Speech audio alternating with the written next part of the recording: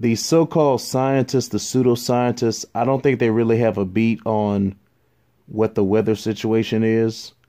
I feel that what they call global warming, global cooling, they've called it in the past, climate change, I don't think they really know what they're talking about. I think that this world, whatever the situation is, has gone through periods of fluctuation of rising water, lowering water, hotter periods, colder periods, continental drift or shift. I think that the land masses have possibly changed over the millennia, over the eons. So who's to say what the situation is? We can't even get them to acknowledge the Great Flood. But I feel that in the future, especially we're getting closer to the end in these last days, I feel that the events that will take place that would involve the weather, the environment, that they will try to use that under the guise of global warming to take away from the power and the wonder and the works of the Most High, of His mighty hand. All of these events that will occur will simply be explained off as global warming or climate change. And another scheme that I think that the enemy is going to do is in emerging markets or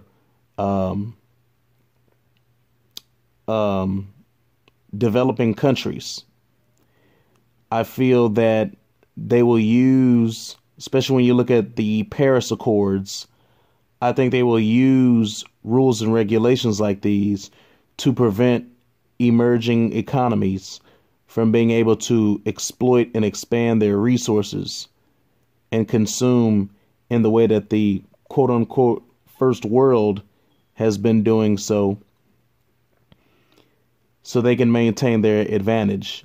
I think it's going to be the exact opposite of what some people claim. Some people claim that global warming is a hoax to try to steal wealth from the United States. I think it's going to be the other way around. I think that they will use global warming as a way to keep other nations that aren't in the same position and have the potential to expand and supplant these other countries that are confederate. I think they'll use that to try to keep them down, to try to keep them from using the resources, exploiting the resources, and expanding and progressing their country and their people so they could try to maintain their advantage and keep the ladder up. So don't fall for it. Just continue to study. Look at the signs that are given to you in the Bible, study the prophecy, and then pay attention to the events that'll be unfolding in front of your eyes. And then you'll know what is happening and that we are, in fact, getting closer and closer. And the King will return again. Shalom.